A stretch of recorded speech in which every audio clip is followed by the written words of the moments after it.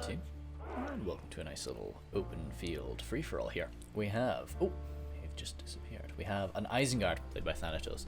I am going to make use of this. So we have Bane Guard there, double spear guard, lots and lots of pikes, lots and lots of infantry, some archers, some crossbows. It's good to have a good range presence in a free-for-all.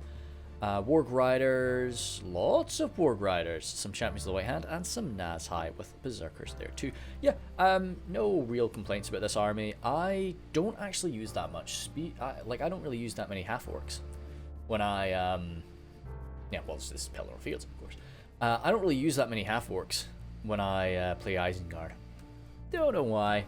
They're good. I'm not denying that, but I like to really just go Uruk and Landings. A lot of the time, but surprised not to see Warg Skirms. I quite like to use I don't really use horse archers under normal circumstances, but in free-for-alls I really do. I like to use yeah, big fan, just because it allows you to kind of mess with the people around you a bit, kind of lightly engage them, and without really getting yourself too thrown into it. Now, being Warg Riders, he can kind of do the same. He can do some quick little melee charges and so on. But yeah, I don't know. And the bulk of his army, yeah, I think it should be fine for a free for all. It's definitely more of what I would view as like a proper 2v2 1v1 type force. But I think it should function all right in this case. So everybody's kind of jumbled about a bit. Let's see what we got going on. Farkin, not Farkan.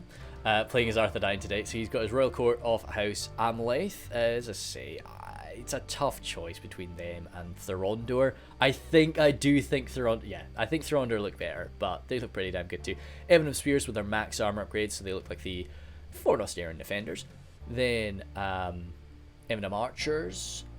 The Wardens of the North, not with the General in today. Evanham Archers there. A nice pike line of Evanham Spears, sorry, and Arthedain Pikes there, fully armor upgraded. Some Civies today, and a numinous Gate Guard. Civies just there to absorb damage for the Gate Guard, it seems, and fight alongside them.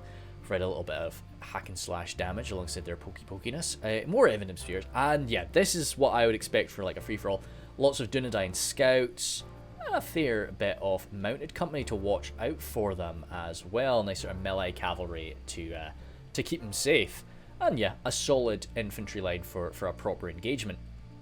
We have Khand, who, yeah, certainly not lacking for horse archers. He's got his Variag horse archers there, so like nothing too bad about them. Variag cataphracts, some Windblades, and Brother of the Lance. Yeah, those Windblades are going to slice through the likes of the mounted company. Lots of Nurad footmen, lots of halberds, storm guard, and yeah, lots more halberds. Variag warriors there, nomadic marauders, and Brother to the Axe. No armor upgrade for the poor Variag warriors, and then more marauders with a Glory Seekers. Fantastic, yes. I like the Glory Seekers a lot. I just think they're a fun little unit. 102. Who can't like 102 horsemen? That was Sauce. Oh, that was Sauce again. Cool. Then, zoom, we have Nowaki playing with his Rhudaur forces. Dunman Spears today, Hereditary Berserkers, Enslavers, Pikes, and Swordsmen. Then some Troll Hunters, lots of Rhudaur Swordsmen, and more Troll Hunters there. Coldfell Maidens, and Hereditary Nobles with some Rhudaur Marksmen up front. Yeah, big fan of this army. The only thing that would be different for me is I would put him in the Berserkers rather than in the Enslavers. I think he is better off in the Enslavers. I don't know, I just like having him with the Hereditary. I think he's, it'd be how it be. And, but yeah, super spreading out just in case there's like an early catapult volley on him, I guess, or if Thanatos was like right in front of him with a lot of arrow fire. Okay, we're staring each other down. Anybody jumping at it? Wow. Okay, Farkin and Sauce are not screwing around. Yeah, really not screwing around. We are getting a nice early clash. These Variag horse archers caught by the mounted company and the scouts. Yeah, just jumping in together there. They'll slice them down, not too bad, actually. As these Dunedain scouts shoot down on those horse archers. Okay, yeah, Sauce definitely didn't expect that early aggression there from Arthedain. He probably didn't expect Arthedain to have so many horse archers and such a massive cavalry presence. Windblades, though, as I say, there's not really anything on the field to counter that. Oh, there are Knights of Numinous. Okay, but even then, not really what you want to do. If you can get some charges into them, yeah, rip in peace Windblades. But we'll see. Windblades are going to get shot to pieces, though. They're yeah, extended pretty deep now. And maybe that could be what Farkin does. Okay, no, he's pulling back. He's pulling back. Let's get some grass, eh? I never do grass, but let's get some grass on the field, eh? Oh, I think I screwed it. Yeah, no, it's there. Where's the grass? Pilnor Field just doesn't have grass, I guess. Oh no. Oh, it's more of a slightly arid, dusty look to it. Dundee Scouts opening up again. Yeah, Windblades are not going to enjoy that. A few of them have actually gone down. That's a bit of hit point damage as well. Dundee Scouts here engaging the Variag Horse Archers though, and those Horse Archers, bit armoured, nice little shield value, so they do very nicely in this Horse Archer versus Horse Archer skirmish, and they actually are going to be launching and using their numbers to overwhelm that kind of busted up, or just get some close range fire. Okay. Nice little exchanges here. It's quite interesting. This is something I'm terrible at. Horse Archer versus Horse Archer play is not something I like. The real cream of the crop, though, coming forward here. Gotta watch out for those halberds. But yeah, Horse Archers here, that's all just Horse Archers. Looks like Khand have sent their melee cav over on this end. Farkin's probably happy enough to just kind of sacrifice this unit. They'll kill a few of the Windblades and they'll tie them up for a little bit, but if he can just sacrifice that while he does some good work over here with his elite cavalry, if he can wipe out those Brother of the Lance, get those Variag Cataphracts even, that could be beautiful for him. But we're getting a proper engagement now. Now this Arthedain front line is going to hold quite nicely, unless Sauce can use his numbers to get around it. A lot of armor piercing from the Nurad forces. We're actually taking... Oh god, point blank fire into those Nurad halberds. No. Oh, that hurts.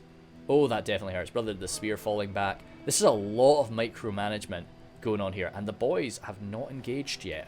Isengard and Rhudaur are still just staring each other down. Yes, some proper knights clashing here. Variag Cataphracts with the Knights of Numinous.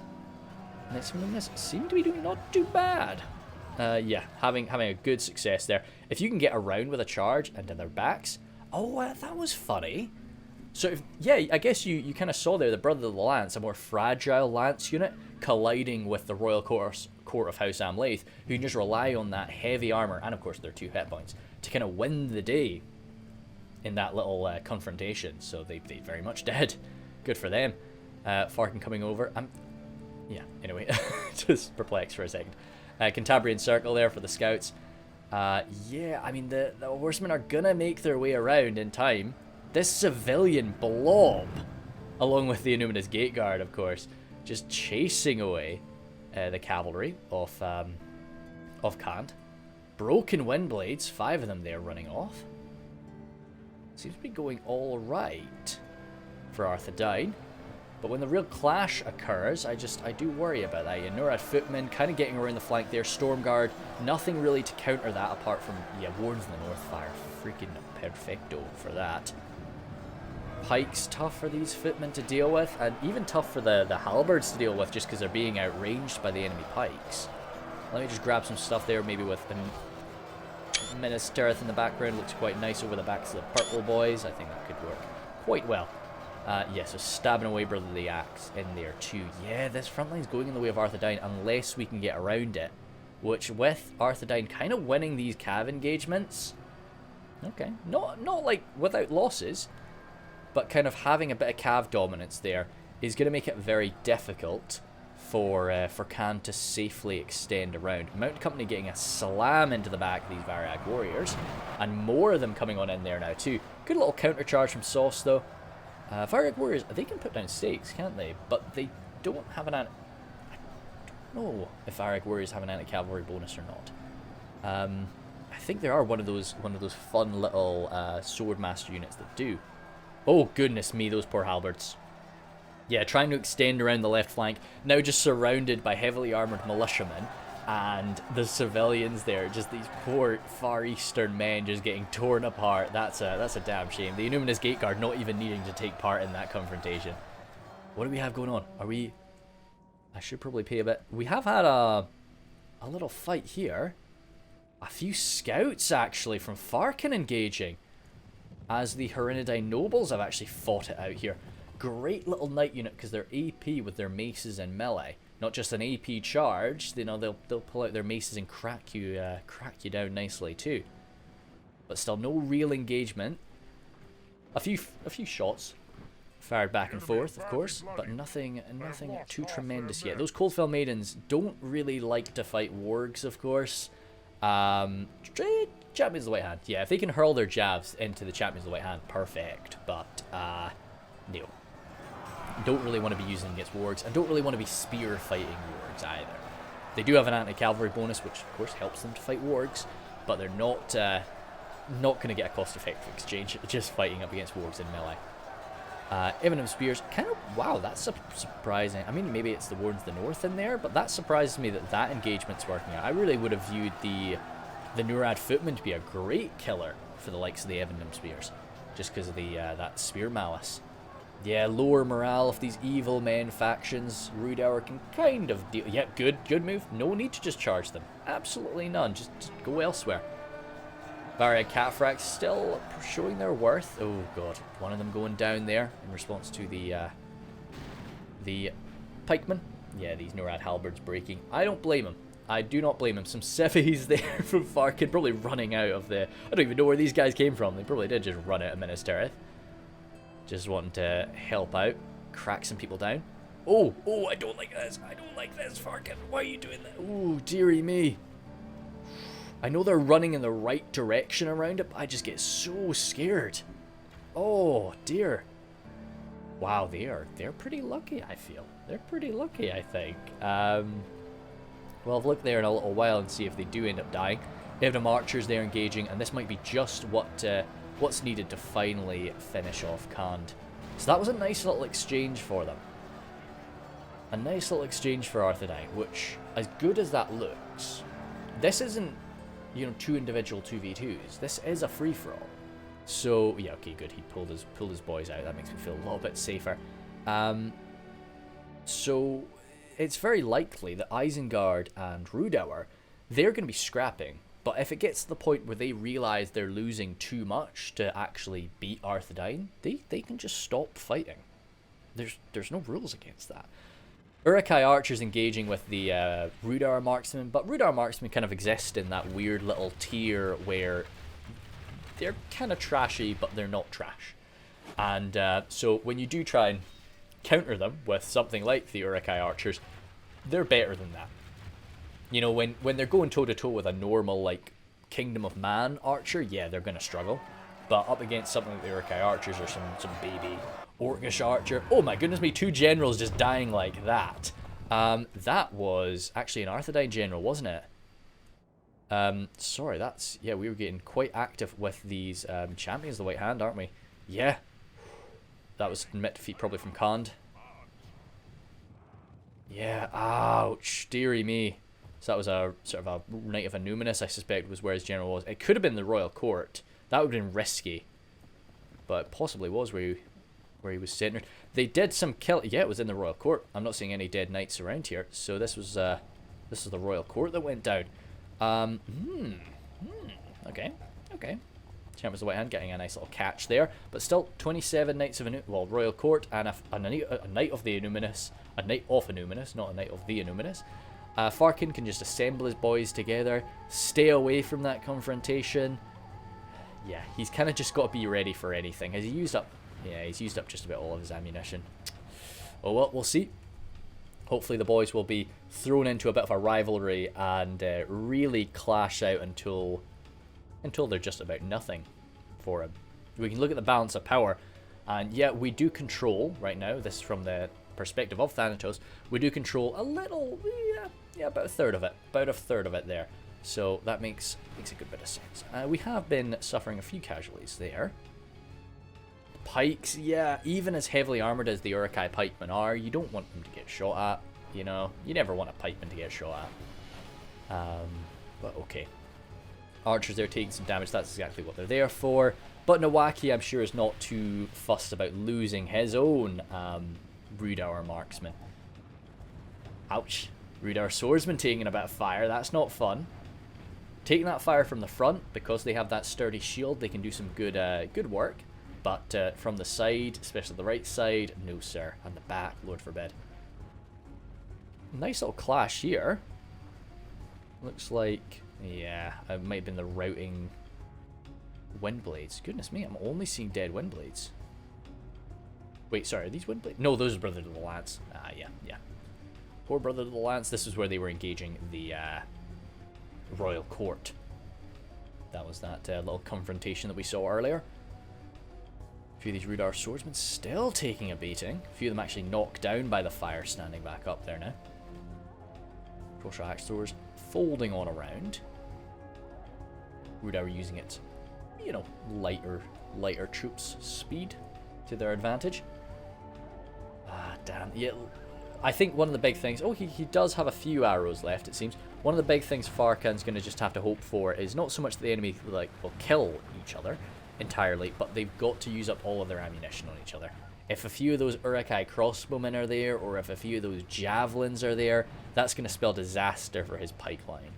And his Anuminous gate guards. A lot of his power is in pikes, which if the enemy just have like swarms of infantry left, those pikes can do some good work. So we'll see. We'll see. Crossbows moving up from Thanatos. I think now is maybe the time, Nowaki. Like, yeah, I think you kind of want to get stuck in, don't you? Especially right now with, I don't know what Thanatos' like formation is doing. Whereas you could grab all that and you could kind of be on top of him before he's formed up. Like, he'll start forming up, but he won't be like fully formed up. And he's kind of just really getting stuck in there. I don't quite know what Nowaki's up to. Continuing to sort of fall back like this. It's just allowing Thanatos to form around into a better position to get him. Yeah, the troll hunters, you don't really want those troll hunters taking a beating. Especially not from crossbows. Archers, yeah, they can shrug that off a lot. They're nicely armored. They have got a beautiful shield. Ooh. Yeah, I mean, crossbow fire into your marksman. I don't know. I would have just gone for it if I was Nowaki. I think you could have just rolled right over Thanatos, but he's forming up in a better position now. I guess they're maybe just eyeing up Arthedain. They want to make sure that they're not just going to wipe each other out. And maybe that's what's... Is Nowaki trying to sort of hide these troops? Because he's more than happy to use up like the bulk of his forces there, but as long as he keeps these guys alive, he can hopefully deal with whoever's left. I don't know. Yeah, Thanatos just... Yeah, if I was him, I wouldn't be in this formation. I don't know what he's... I know, I guess he's worried about Arthedain, but I'd be fully formed up to fight Nowaki. And I would just come forward with my crossbows, my archers, and just, yeah, like, bully him. But it seems like Thanatos is actually the one that's going to be launching the initial engagement, and I don't think that's going to go well for him. I really don't. Like, all of these Rhudaur swordsmen are going to be really tough to fight. I mean, I know the Uruk infantry are man for man going to beat them, but because of their armor, just because of their defensive skill, but that's a lot of attack value that the Rhudaur swordsmen can hurl out. Crossbows there.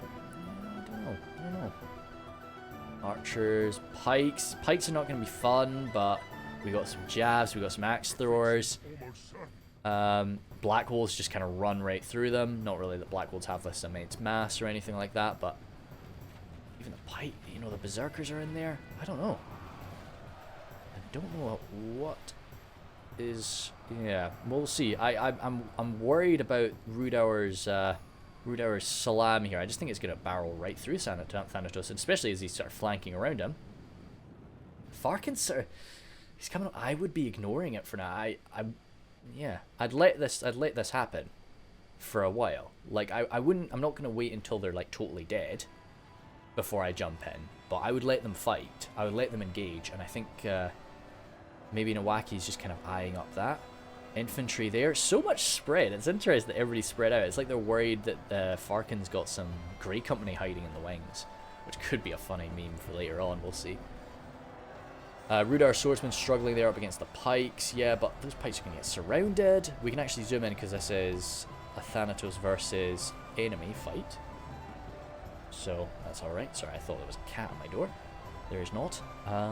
Pikes there moving up to engage. Yeah, seems to be going well for Rhudaur across most of the front line. What about over here? Some Rhudaur marksmen just trying to tie up the crossbows. Baneguards are flanking around. Uruk infantry actually deep in here, but broken. Coldfell Maidens waiting. Everybody's being... I'd get the cav in. I mean, maybe he's worried about crossbows, and he is worried about the enemy cav. Right. Varkin, this is maybe too early, dude. I don't know. Right, so he's going for Isengard. He's going to try and silence those berserkers. I don't know. To be honest, those Rhudaur swordsmen do okay against berserkers. The berserkers will win, no doubt, but they'll slice some of them down just because of that immensely high damage. I think Farkin's maybe just being a little bit too... There's no need to pick away right now. You want the guys to forget about you. I mean, these are two good players. They're not going to totally forget about you. But with him just pecking away right now, that's just constantly reminding them, oh yeah, look, I'm still strong enough to fight. I'm still strong enough to mess with you. You know, you want them to sort of forget, just lose themselves in this moment for a while. And then when you do reappear, you want to reappear in great numbers so that you are like ready to swipe them away before they can really, you know, see sense and come and fight you together. Rhudaur swordmen pushing through, trying to silence those crossbows, but in doing so suffering a lot of casualties to those pikes. I'd maybe leave them in there. They can't really get... I guess they're shooting the Black Wolves, and I don't know. And it's a very spaced out fight. It's quite interesting. Right, what are we going for? Jabby wise. Yeet. Damn. That was a nice long range shot. Right at the pikes, good stuff. And yeah, Arthedain pikes, rip them apart there. Crossbows, yeah, that's not going to be fun. But somebody's got to take it. And to the front, they'll get that shield value. What we got for Farkin? Why are we still... Just chill, dude. Just chill out. No need to do anything silly. And that's why everybody's got their cav just waiting. Everybody's just worried that Farkin's going to like barrel right through them. Balance of power like fading for Isengard as he loses troops. Crossbows there, yeah. You know, Arthedain berserkers may be on the lower end of the skill of bodyguard units. For goodness sake, a Knight of Numenor just hurling themselves in here. A few of those guys breaking, unfortunately. But yeah, hopefully he makes it out. He did, yeah, good. But they are more than able to slice up some Uruk crossbowmen there. The centre of this front line going kind of in Isengard's favour, apart from the enslavers, who seem to be getting pulled back there. Archers moving in to get the flank of the Arthedain pikes. Yeah, okay, it's a bit of a weird spread here. The Uruk pikemen have managed to create this sort of little pike ball.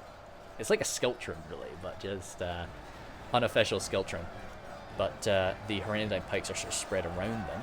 It's not what you really want. Sometimes you do want to be a little more tightly packed with pikes. Baneguard there, finishing off what's left of the Black Wolves, who have taken a lot of range damage. It's normally a fight the Black Wolves would handle themselves quite well in. Uruk infantry pushing on out. Not Marksman of Andros, no. Jeepers, I'm sure we all wish.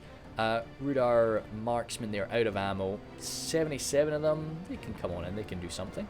This was going really well for Rhudaur, but I think it's starting to collapse. As Farkin... Oh god, there's wargs running around now chasing down those royal court. That's not fun for the royal court.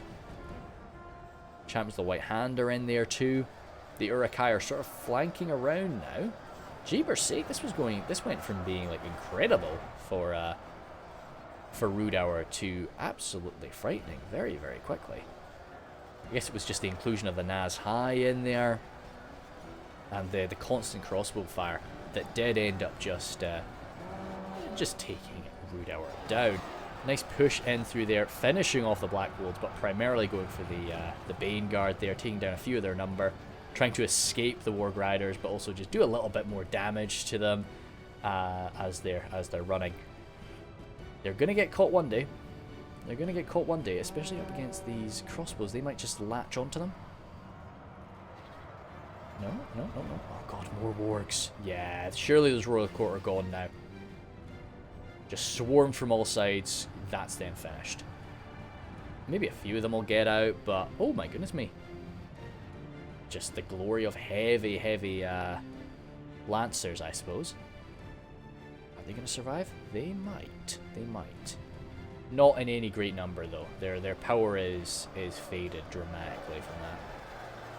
Nazhai still on their feet.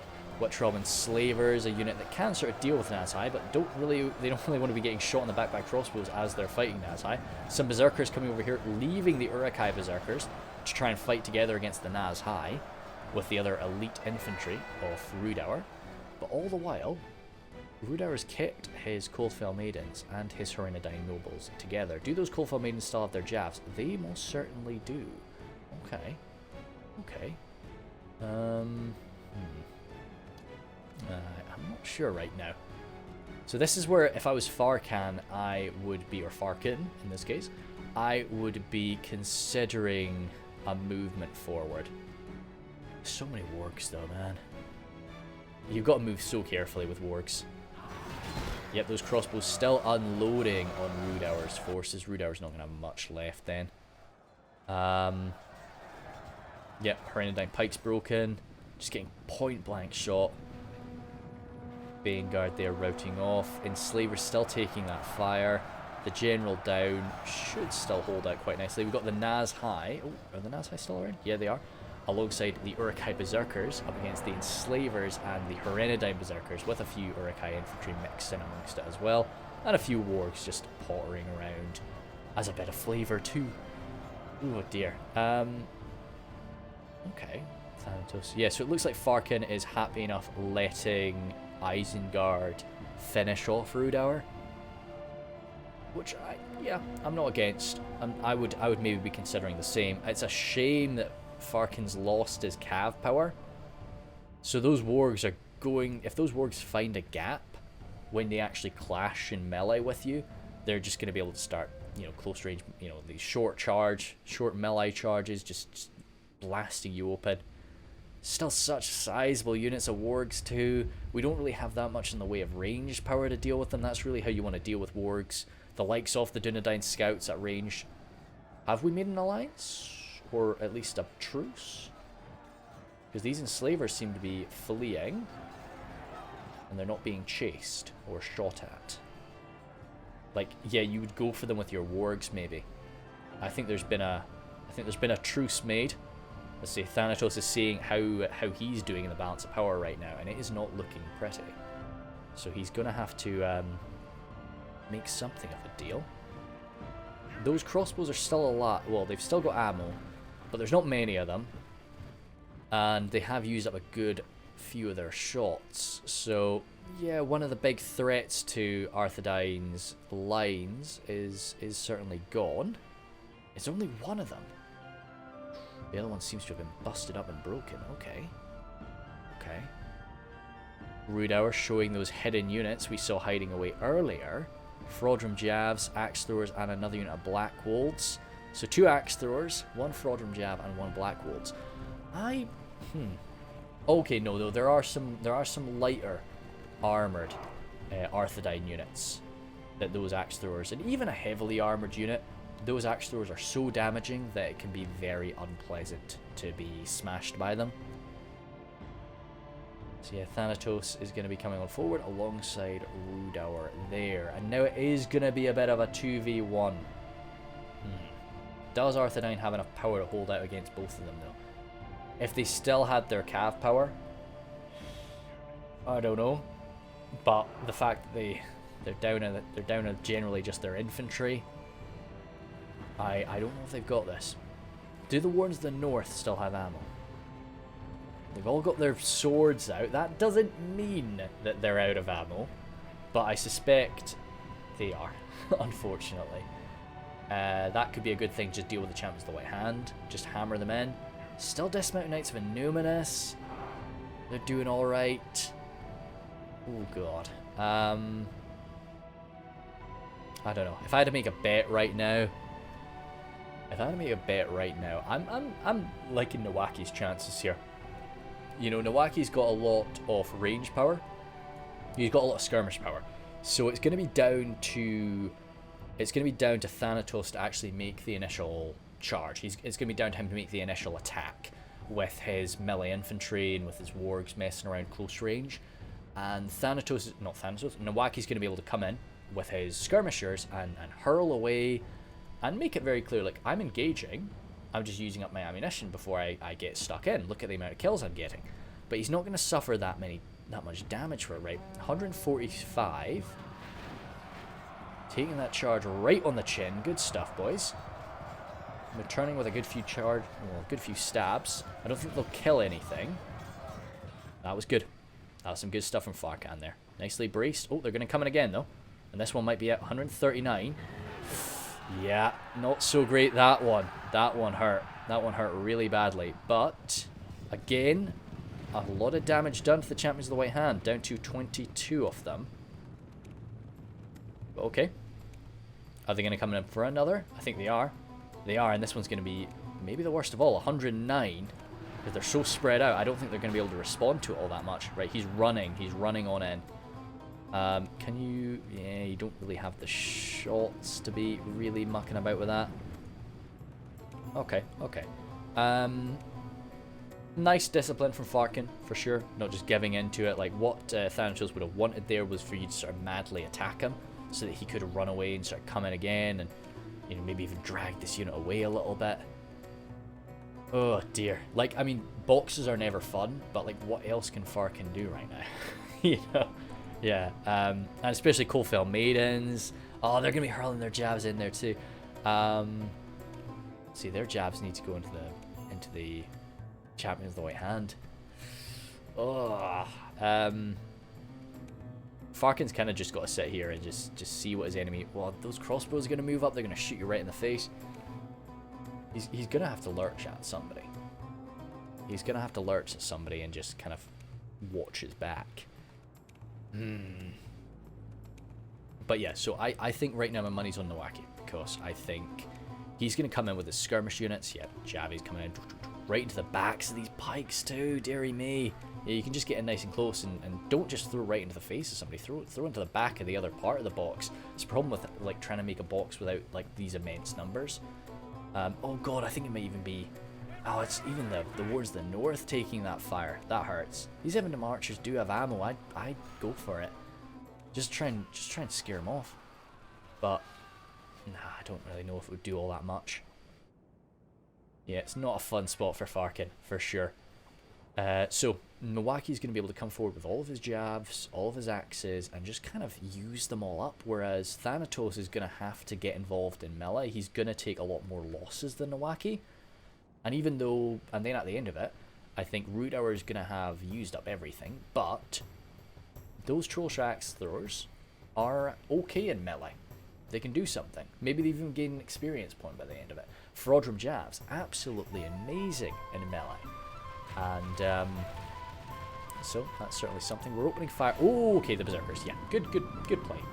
That's what he was saving his ammo for. And now we have to have a clash. Yeah, I mean, that's what I was saying. Isengard's got to clash first, because they don't have the skirmish abilities of Rhudaur.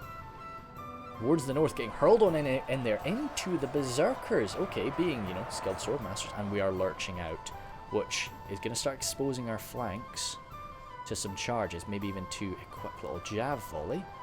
Nawaki dragging his feet. He could be a little bit faster over here, but that's maybe what he wants. He wants to just slow down. Naz High getting around the flank there. We're going to have to fight them with something. That must be Arthedain down to half of their men. Pike's coming on in to shut that down. Okay, Nawaki running. He's being a good ally here. He's backing them up. Arthedain nobles all the way around there. Somebody's got to watch these guys. This is where you just holding yourself back from doing something like that. But no, yeah, once he's really hurtled himself deep into that, he's not really left much behind him to hold back Rhudaur.